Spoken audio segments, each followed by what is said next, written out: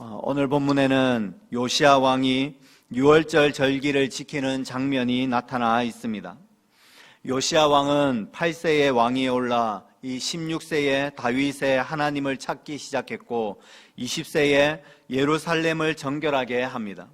오늘 본문은 그가 통치한 지 18째 되던 해, 즉 26살 되던 때에 유월절을 지킨 내용이 상세하게 설명되어 있습니다. 그러니 이 요시야 왕은 한순간에 유월절을 지킨 것이 아니라 그의 삶의 여정을 통하여 온전히 하나님을 향한 그 믿음이 계속해서 자라고 지속하고 있었음을 우리는 보게 되는 것입니다.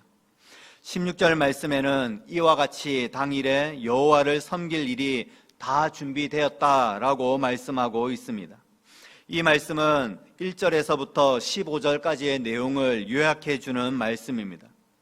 요시야 왕은 이 여호와를 섬기는 일, 다시 말해서 유월절을 잘 지키기 위해 치밀하게 준비를 했습니다. 2절에 보면 요시야는 제사장들에게 그들의 직분을 맡기고 격려하여 여호와의 전에서 직무를 수행하게 했습니다. 그리고 레위 사람들에게도 그 직분에 맞게 섬길 것을 요청합니다. 그러자 제사장들과 이 레위 사람들은 직분에 맞게 그 주어진 일들을 잘 감당했습니다. 15절 말씀에 보면 아삽의 자손 노래하는 자들과 문지기들 역시 자신이 맡은 직무를 잘 수행했다라고 말하고 있습니다. 이들도 크게 보면 이 레위 지파에 속한 자들입니다. 그들이 수행해야 하는 그 직무는 하나님께 찬양을 드리는 것이고 문을 지키는 것입니다. 이 일을 어떻게 잘 수행할 수 있었느냐 하면 15절 하반절 말씀에 그의 형제 레위 사람들이 그들을 위하여 준비하였기 때문이다 라고 말합니다. 노래하는 자들과 그 문을 지키는 자들이 다른 것에 신경 쓰지 않도록 그의 형제 레위 사람들이 짐승의 가죽을 벗기고 제물을 옮기는 일 등 이 제사 본연의 일들을 잘 준비하여서 이 노래하는 자들과 문지기들도 마땅히 자신에게 주어진 일들을 잘 감당할 수 있었다라고 말씀하고 있는 것입니다. 각자 주어진 직무를 잘 감당할 뿐만 아니라 왕과 그리고 방백들은 유월절 제물들을 아낌없이 기꺼이 내놓았습니다. 7절 말씀에 보면 요시야가 그 모인 모든 일을 위하여 백성들에게 자기의 소유 양떼 중에서 어린 양과 어린 염소 3만 마리와 수소 3천 마리를 내어 유월절 제물로 드렸다, 그렇게 말씀합니다. 이어 방백들과 지도자들도 아낌없이 이 제물을 내어주어 유월절 제물이 부족하지 않도록 했다고 성경은 말씀하고 있습니다. 이와 같이 당일에 여호와를 섬길 일이 다 준비되자 왕의 명령대로 유월절을 지켰다라고 말합니다. 왕의 명령대로 유월절을 지켰다라는 말은 조금 더 자세하게 살펴보면 이 요시야 왕이 그 내린 이 명령의 기준은 하나님의 말씀이었음을 우리는 알게 됩니다. 요시야 왕은 철저하게 하나님의 말씀을 따라 이 모든 것을 준비하고 유월절을 지키도록 한 것입니다. 6절 말씀에 보면 여호와께서 모세를 통하여 전하신 말씀을 따라 행하였고 라고 말씀하며 12절에서도 모세의 책에 기록된 대로 여호와께 드리게 했다라고 말씀하고 있습니다. 요시야 왕은 철저하게 여호와의 율법의 말씀을 따라 직무를 감당하게 하고 말씀을 따라 유월절 제사를 시행했습니다. 사실 요시야가 이렇게 유월절을 힘써 철저하게 준비할 수 있었던 그 이유는 제사장 hil기야가 율법책을 발견했기 때문입니다. 그 발견된 여호와의 율법책의 내용을 따라서 지금 힘써 유월절을 지킬 수 있었던 것입니다. 이 유월절은 국가적인 차원에서 성대하게 진행이 되었습니다. 제물의 수나 규모나 그 어느 곳으로 보아 이 모든 제사는 거창한 제사였으며 축제였습니다. 국가적인 차원에서 얼마나 성대하게 열렸는지 18절 말씀에는 선지자 사무엘 이후로 이스라엘 가운데서 유월절을 이같이 지키지 못하였다라고 말합니다. 국가적인 차원에서 이와 같은 유월절을 지킨 적은 없다라는 말입니다. 또한 이스라엘 모든 왕들도 요시아가 제사장들과 레위 사람들과 모인 온 유다와 이스라엘 무리와 예루살렘 주민과 그렇게 함께 지킨 것처럼 지키지는 못하였다라고 말합니다. 한 나라의 수장이고 모든 힘을 가진 왕이라 할지라도 이처럼 거대하고 성대하게 유월절을 그렇게 지키고 하나님께 올려드린 그러한 왕들은 없었다라는 말입니다. 요시아 왕이 준비하고 진행한 모든 유월절 제사는 이전 유월절 제사에서는 볼 수도 없었고 경험할 수도 없었던 제사였습니다. 그것은 이 유월절 제사가 하나님께서 그토록 기뻐하셨던 제사였고 백성들이 함께 기뻐하며 즐거워하는 그러한 제사였음을 보여주는 것입니다. 역대기 저자는 이처럼 유월절 제사를 아주 관심 있게 들여다보고 아주 자세하게 기록하고 있습니다. 역대기 저자는 2명의 왕이 유월절을 지켰다라고 기록하고 있습니다. 바로 히스기야 왕과 요시야 왕입니다. 이 두 왕이 유월절 제사를 드리기 전에 행했던 공통점이 있습니다. 바로 성전을 깨끗하게 했다라는 사실입니다. 히스기야 왕도 유월절 제사를 드리기 전에 성전을 정화했고 요시야 왕 역시 유월절을 드리기 전에 성전을 깨끗하게 했습니다. 또한 흥미로운 것은 만약 이 역대기의 저자가 에스라라고 했을 때에 에스라서를 쓴 에스라 역시 성전을 재건하고 난 뒤에 유월절 제사를 드렸다라는 점입니다. 유월절 제사를 드리기 전에 성전을 깨끗하게 했다라는 것은 신약 성경에서도 나타납니다. 요한복음 2장에 보면 예수님께서 유월절을 지키기 위해 성전으로 올라가십니다. 그곳에는 장사하는 자들, 매매하는 자들이 있었는데 예수님께서 다 내쫓으시며 이렇게 말씀하십니다. 내 아버지의 집으로 장사하는 집을 만들지 말라라고 하셨습니다. 히스기야, 요시야, 에스라 이 예수님을 통해 살펴보듯이 유월절을 지키기에 앞서 성전을 깨끗하게 하는 일들이 분명 반드시 있었습니다. 유월절 제사를 드리기 위한 준비 그 자체도 참으로 필요하지만 유월절 이전에 성전을 청결하게 해야 하는 일 그것이 우선이다라는 것입니다. 성전을 깨끗하게 한다라는 의미는 여러 가지로 해석을 할 수 있겠지만 저는 하나님과의 관계를 바르게 회복하는 것 그것이 이 성전을 깨끗하게 하는 것이다 라고 정의를 내리고 싶습니다. 이 하나님과 관계를 바르게 회복하기 위해 성전 안에 있는 우상들 그 신상들을 다 내버리는 것입니다. 관계의 회복은 오직 하나님만 내가 의지하겠고 또한 하나님의 뜻에만 순종하겠다라는 결단이며 그러한 모습입니다. 구약의 시대에는 눈에 보이는 성전이 있었습니다. 그래서 눈에 보이는 우상들, 눈에 보이는 신상들을 다 내버리고 청소하고 깨끗하게 하면 성전은 깨끗해졌습니다. 그런데 신약을 살아가는 성도들은 성도의 몸을 가리켜 성령의 전이다라고 말씀합니다. 성도는 몸을 깨끗하게 해야 하는데 그것은 몸 안에 있는 우상들, 신상들을 제거해야 하는 것입니다. 몸 어디에 붙어 있는 것이 아니라 마음 깊은 곳에 붙어 있는 그 우상들을 먼저 제거해야 합니다. 하나님보다 더 사랑하는 것, 하나님보다 더 의지하는 것들을 제거하고 그 신상들을 없애버려야 하는 것입니다. 그리고 마음속으로 깊이 다짐하기를 하나님만 이제는 전적으로 의지하며 살아가겠다. 그것이 바로 성전을 깨끗하게 하는 자의 모습인 것입니다. 하나님과 바른 관계를 가지기 위해 성도는 언제나 자신의 삶을 돌아다보며 죄악을 회개하고 하나님으로부터 주어지는 그 은혜를 날마다 누려야 합니다. 마음이 청결한 자가 하나님을 보는 것입니다. 제사를 드리는 것에 바로 나아가는 것보다 하나님과의 그 바른 관계에 서 있는지 점검하는 것이 우선입니다. 그렇게 다 준비되어지자 유월절 제사를 드립니다. 이 유월절의 기원은 출애굽입니다. 하나님께서는 열 번째 재앙으로 처음 난 것들의 재앙을 예고하셨습니다. 이 재앙에서 피할 수 있는 유일한 방법은 어린 양의 피를 문설주에 바르고 집 안에서 어린 양을 구워 먹는 것입니다. 그렇게 하면 하나님께서 그 집에 죽음을 주지 아니하고 넘어가겠다라고 약속하셨습니다. 말씀을 따라 순종하는 자들은 사망이 그 집을 넘어갔고 생명을 보존하고 유지할 수 있었습니다. 결국 유월절 제사는 생명을 얻는 제사인 것입니다. 이 유월절 제사의 특징 중 하나는 어린 양의 피를 뿌리는 것입니다.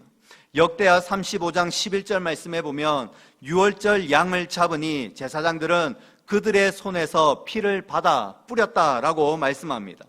피가 죄를 용서해주고 사망이 들어오지 못하게 막으며 생명을 얻게 하는 것입니다.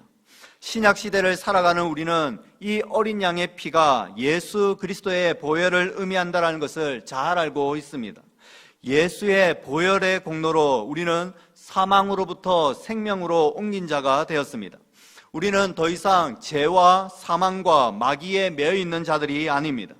우리는 예수 그리스도의 보혈의 공로로 힘입어 의로운 자가 되었고 생명을 소유한 자가 되었습니다. 성전을 깨끗하게 한다라는 말이 자신의 죄를 자복하고 회개하여 하나님과의 바른 관계를 맺는 사건이라고 한다면 이 유월절 제사는 하나님께서 당신의 죄, 우리의 죄를 온전히 용서하여 주셨고 사망에서 생명으로 구원하여 주셨음을 확증하는 제사인 것입니다. 유월절 제사는 이 어린 양의 피와 고기를 먹는 것처럼 신약에서는 성찬식을 통해서 예수님의 살과 피를 기념합니다.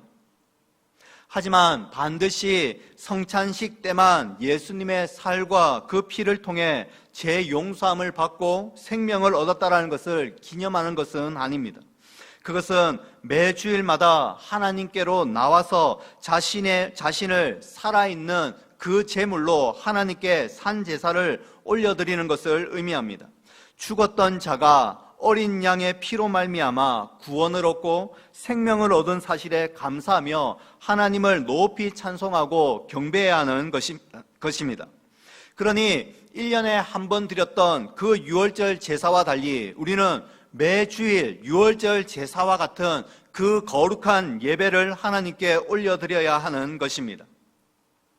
여기서 이 유월절 제사가 단순히 하루의 제사로 끝이지 아니하고 계속해서 이어진다는 것을 우리는 보게 됩니다. 17절 말씀에 보면 그때에 모인 이스라엘 자손이 유월절을 지키고 이어서 무교절을 7일 동안 지켰다라는 말씀이 나타납니다. 유월절을 지키고 이어서 무교절을 지켰습니다. 무교절은 유월절 이후 7일 동안 지키는 절기입니다. 당연히 유월절을 지키면 이어서 무교절을 지키게 됩니다. 이 무교절에는 누룩이 들어가지 아니하는 빵을 7일 동안 먹습니다. 이스라엘 백성들은 10번째 재앙으로 출애굽을 하게 되는데 서둘러 애굽을 나가야 했기 때문에 무교병을 급히 구워서 가지고 나왔습니다. 출애굽 이후 7일 동안 누룩이 들어가지 않은 그러한 빵을 먹었던 것입니다. 성경은 누룩에 대하여 부정적으로 언급하는 부분이 있습니다. 고린도전서 5장 8절 말씀에 보면 우리가 명절을 지키되 묵은 누룩으로도 말고 악하고 악의에 찬 누룩으로도 말고 누룩이 없이 오직 순전함과 진실함의 떡으로 하자라고 말씀합니다.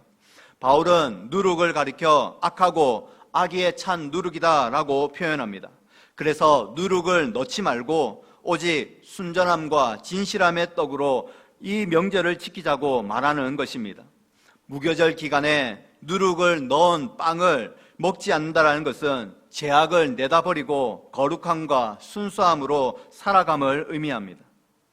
요시야 시대의 백성들은 사무엘 이후로 지켜본 적이 없는 유월절 제사를 통하여 기쁨과 즐거움이 가득하였고 그 마음이 무교절 내내 이어졌음이 분명합니다. 하나님께서 죽은 자에게 생명을 주시고 또한 성전에 임재하여 주셔서 은혜를 베풀어 주셨기 때문에 이 유월절 제사, 유월절 예배가 감격이 있는 것입니다. 죽음에서 사망으로 옮겨 그렇게 새로운 신분이 된 그 사람에게 놀라운 은혜가 부어지는 것입니다. 하나님 앞에 그 은혜를 경험한 자들이 이제 7일 동안 무교절을 지킴으로 그 은혜를 계속해서 지속하는 것입니다. 비록 양을 먹는 것은 아니지만, 누룩이 없는 딱딱한 빵을 먹는 것이지만, 그들의 기쁨과 즐거움은 사라지지 아니하고 항상 항상 하나님 앞에 감사가 있었던 것입니다. 왜냐하면 이 유월절 제사, 유월절 예배의 은혜가 사라지지 아니하고 지속적으로 무교절의 기간에도 그 은혜가 나타났기 때문입니다. 그렇다면 유월절을 지키고 이어서 7일 동안 무교절을 지키는 것을 오늘날 우리는 이렇게 적용할 수가 있습니다. 예수 그리스도의 보혈을 의지하여 하나님께 나아가 생명을 소유하는 그 생명을 소유한 자들이 하나님 앞에 예배를 드리게 됩니다. 그리고 그 현장에서 하나님께서 내려주시는 놀라운 은혜와 하나님의 임재를 경험하게 됩니다. 그것은 하나님께서 반드시 택한 백성들에게 부어주시는 놀라운 선물인 것입니다. 이 구원의 기쁨, 예배의 기쁨, 하나님께서 끊임없이 우리의 예배를 통하여서 베풀어 주시는 그 은혜의 기쁨, 하나님의 손길을 경험하는 이 기쁨을 소유한 이 백성들은 일주일 동안 그 삶 속에서 계속해서 끊임없이 그 은혜를 누리며 지속적으로 살아가게 된다는 것입니다. 그것이 바로 무교절을 지키는 것의 의미입니다. 현장에서 거룩함과 순수함과 진실함으로 끊임없이 자신의 일을 감당하며 하나님 아버지를 삶의 처소에서 섬기는 것입니다. 거룩한 주일에 하나님 앞에서 드렸던 그 기쁨과 감사가 사라지지 아니하고 지속적으로 삶의 현장 가운데서 살아가는 것, 이것이 바로 유월절과 무교절을 지키며 살아가는 성도의 모습인 것입니다. 거룩한 주일 예배를 드리고 난 후에 7일 동안 우리의 삶의 현장에서 거룩함과 순수함과 진실함으로 하나님을 섬기다가 또다시 성일에 다시 하나님께로 나아와 예배를 드리는 것, 그것이 성도의 바른 자세입니다. 이것은 끊임없이 계속해서 이어지는 것입니다. 거룩한 주일에 우리는 하나님의 말씀을 듣고 생명을 얻고 그 생명을 누리게 됩니다. 여기서 멈추지 아니하고 삶의 곳곳에서 하나님의 영광을 드러내며 그분의 뜻을 따라 순종하며 살아가는 것입니다. 그것은 분명 누룩이 없는 것이어야만 합니다. 자신의 야망, 자신의 욕망이 사라져야 한다라는 말입니다. 먹든지 마시든지 주를 위해서 해야 한다라는 의미입니다. 모든 것은 주의 영광을 위한 그러한 일들이 되어야 하는 것입니다. 그리고 다시금 아버지께로 나와서 그분 안에서 생명을 얻고 쉼을 누리는 것입니다. 그것이 성도의 삶인 것입니다. 우리 모든 성도님들이 이 유월절 제사처럼 거룩한 주일을 준비하는데 온 마음을, 온 몸을 온전히 기울일 수 있기를 소원합니다. 성령 하나님께서 거하시는 성전인 우리 모든 성도님들의 그 몸을 잘 살펴서 죄악 가운데에 물들지 아니하기를 소원합니다. 하나님과 바른 관계를 맺으심으로 이 거룩한 주일을 드리는 그 예배가 예배 가운데에 하나님으로 말미암아 기쁨과 감사가 넘칠 수 있기를 소원합니다. 그냥 주일에 예배를 드리고 그냥 돌아가는 일이 없이 하나님의 말씀으로 말미암아 은혜를 다 받아 누릴 수 있는 성도님들 될 수 있기를 원합니다. 뿐만 아니라 그 은혜를 받아 누림으로 말미암아 일주일의 삶이 그 은혜로 이끌어 살아가는, 그 은혜로 인하여 살아가는 그러한 삶이 될 수 있기를 바랍니다. 누룩을 없애고 정결함과 정직함과 순전함으로 하나님과 동행하다 또다시 거룩한 주일 우리 하나님께 찬송과 영광을 올려드리고 은혜를 받아 누리는 이 기쁨의 바퀴가 계속해서 굴러가는, 계속해서 돌아갈 수 있기를 주님의 이름으로 소원합니다. 우리 말씀을 기억하시면서